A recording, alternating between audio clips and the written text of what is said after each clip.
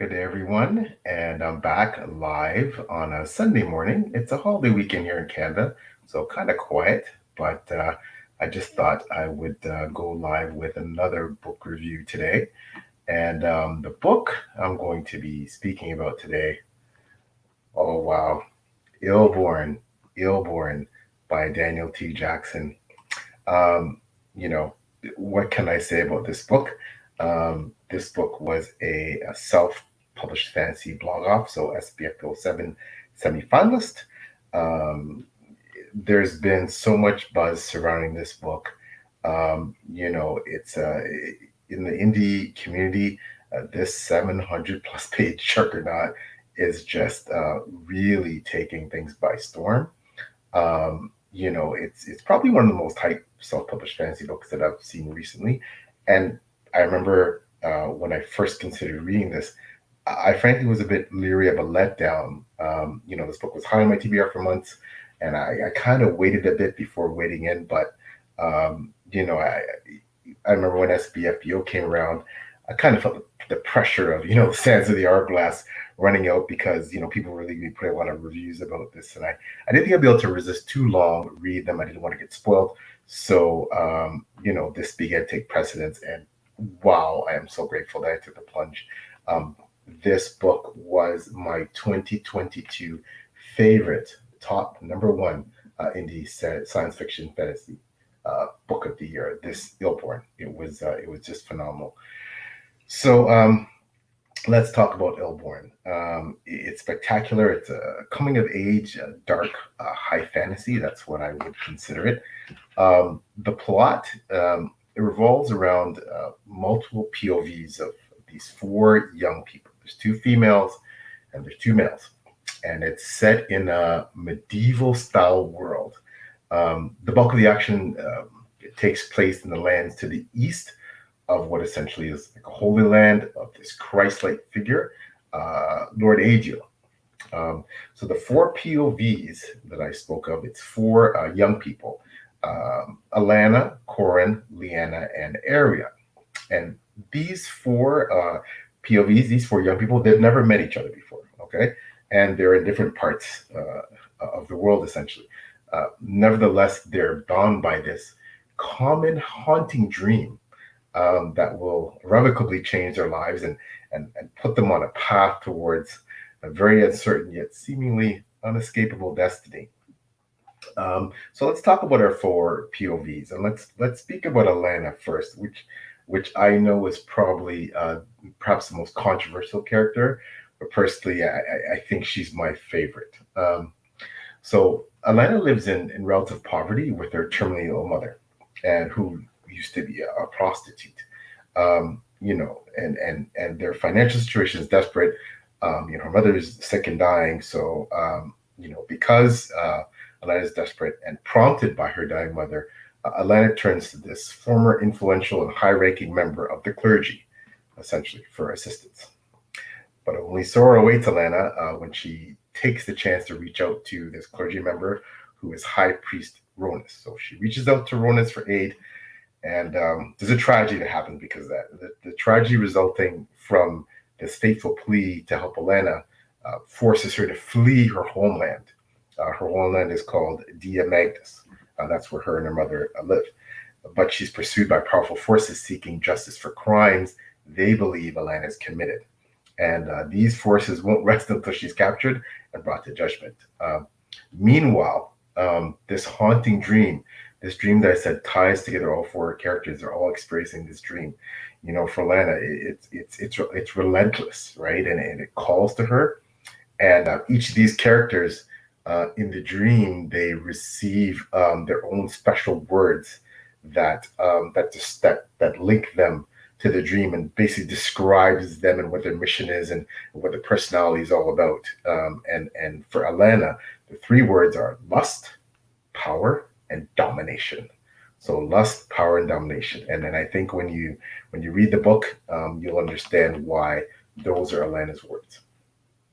So now let's talk about Leanna. So this is the second female POV. So Leanne is young, and a marriage match, an arranged match, has been found for her by her parents, and this match, it seems to be the perfect future husband. Okay, so but Leanna experiences like this sudden manifestation of this Christ-like Lord Aiduel, and feels compelled to pledge herself to Aiduel instead of getting married. So she basically she does what she can to get out of being betrothed. She vows to become a priestess of the faith of Lord Aiduel, and she soon finds that there's corruption and hypocrisy and grave danger awaiting her on this journey she's taking to try to achieve spiritual fulfillment. She's cast aside essentially, the promise of marriage and a more traditional life, and she wants to serve Lord Aiduel. Essentially, you just think it's comparative of being a nun, but what she finds are things that she wasn't expecting. Now, again, I spoke about the three words that each of these four characters has tied into this dream. Leanna's also experiencing it, and this dream, and her words are devotion, sacrifice, and salvation. So devotion, sacrifice, and salvation. And these are, if you read Leanna again, you'll understand that, why these are core to her being. And these things these words drive her, and she'll need to remember them if she's to achieve the sense of purpose and belonging she seeks, and if she's going to be able to combat, the danger that she's going to be facing. Now let's talk about the third POV. This is Arian Sepian. So it's a male character. So now Arian was born a nobleman. He's the youngest heir of a great duke. He's skilled as a warrior, and he dreams of becoming this great warlord and leading his father's armies. But however, his father insists that Arian join the priesthood in order to increase the prestige and political sway of his noble house, because Arian's a spare heir. Okay, so he's not the firstborn son. He's not slated to inherit the duke's chair. So his father basically feels that politically it'd be more advantageous for Arian to join the priesthood. Okay, because of the political connections between the duke's seat and the priesthood. But fate has another plan for Arian, and he's going to pursue the meaning of his words through this dream. Remember, all of these characters are experiencing the same common dream, and the words that drive him are strength, victory, and glory. So remember, he wants to be a great warrior, and war and fighting are definitely going to be part of his arc. Okay. So finally, we meet the last POV, and his name is Corin. And Corin is nicknamed the Runt. He's undersized. He's scorned. He's been ridiculed all of his young life, by his tribe. And he's given a chance for some small measure of redemption when his tribe goes on a war raid. Okay, but Corin's desire for self-preservation above all else leads to cowardice. He wants to save himself. He doesn't want to die in this war raid. And his shameful actions cause him to be exiled from his clan. So he's an outcast. His faithful friend, Agbeth, is the only member of his clan who's willing to join him in exile, essentially. And he goes off when he's exiled from his tribe. He goes off through unexplored wilds. He travels through these uncharted areas. So Corin will need to understand the words that hold this fate that come through to him in his dream. Again, he's experiencing the same dream as the other three characters. And in this dream, his particular words are fear, control, and order. And he's going to need that so he can survive what lurks in the wilds waiting to tear him apart. So, all four of these characters, these POV characters, hear these words whispering in their minds. And as they experience this dream and they hear these words, they begin developing these formidable powers coinciding with this strange dream that all four of them share. However, they have to keep these burgeoning abilities to themselves, or else in the world, remember I mentioned that there's this backdrop of religion and staunch faith is expected. So if you came out with these powers, if any of these four came out and said that they're having these powers, experiencing these dreams, they'd probably be accused in this world of witchcraft, heresy, and face the fires of the stake at the hands of religious fanatics, members of the clergy who exert this enormous power and control in society. So reminiscent of things that have happened in past world events, real world events. So Illborn, this is precisely the type of book that I adore. It's a character-driven novel. There's an emphasis on the evolution of the characters, and Daniel T. Jackson, he does a superb job of molding realistic characters that the reader can really relate to and identify with, and ultimately some of them, anyways. Perhaps not all of them, because they're not all likable. I believe that even still, you'll come to care deeply about if not them, but what happens to them. And the reader may not always agree with the actions that these characters take, but it's likely that as a reader, you're going to understand the characters' motivations and the choices, and they're going to seem plausible. You're going to they're going to make some really tough choices and do some very questionable things, but I think you're going to understand why they do them. So Daniel T. Jackson, he brilliantly paints this picture for the reader, how the main players discover these innate abilities, these powers that they have, and what the costs of using these abilities are to both themselves and others around them, and just how far these four characters are willing to go to achieve their goals. Like I said, they're gonna make some questionable decisions. They're gonna do some things that people find shocking, perhaps abhorrent, but they're driven. Okay. Now, one of the great things of this book is that each of these four narrative voices were very distinct. They were really engrossing, and this is a chonker, okay, but you're going to compulsively plow through this book because you just need to know what happens to each of these four characters. When you start reading their individual stories, you need to know what happens. So I tremendously enjoyed all four of these characters. I stayed up into the wee hours, just irresistibly burning through the pages, just obsessively trying to find out, what happens next to each of them. Like I said, and I haven't felt this much attachment to so many main characters. Like, I actually prefer first-person POV books out of all the books that I read, and multiple POVs. I've enjoyed them, but sometimes I can get a bit lost. Not so much. Not losing track of the story, but just feeling a connection with all, these multiple POVs. But I did not have the problem with this book, and it has not been since, I'm going to say, Song of Ice and Fire by the esteemed George R. R. Martin, that I felt this much interest in so many characters and what was going to happen to them. So this book is also, in my opinion, one of the best paced indie sci-fi books that I've read of this size, right? 700-page novels that they're really referred to as page turners, but this one really qualifies. And I have to stop and take a moment to acknowledge that this book features one of the best prologues I've ever read in indie fantasy. There's some that I've really loved. Tim Hardy, another great indie author, Hall of Bones, he had a fabulous prologue. But this prologue is one of the best that I've read. It's absolutely dynamite. It's dark. It's disturbing. And it just serves to whet your appetite for what's to come. So, when you get to this prologue, slow down, read it carefully, savor it. It's shocking, and it's something you're gonna probably remember for a long time. So I just want to talk again about the characters in this dream. So this constant specter of this dream that binds the characters together and what it means for them and basically the rest of the world. And these continual trials, these individual trials that each of the four of them, these trials and tribulations that they go through, and this gradual weaving together of the characters' physical locations, because it's kind of disparate. They're spread out all over. They're each in their separate place. But we're going to be waiting to see how these paths cross and what the outcome will be when they do. And the story is really ruthlessly propelled forward. Towards potentially at least some of the meeting.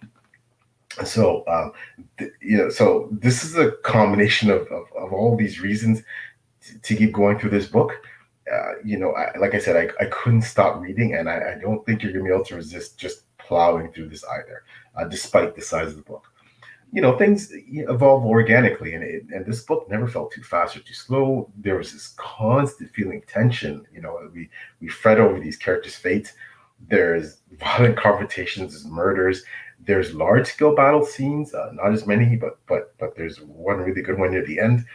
There's evil, there's depravity, there's love, there's lust. There's that's definitely part of the book. The whole love, lust, unhealthy relationships, even.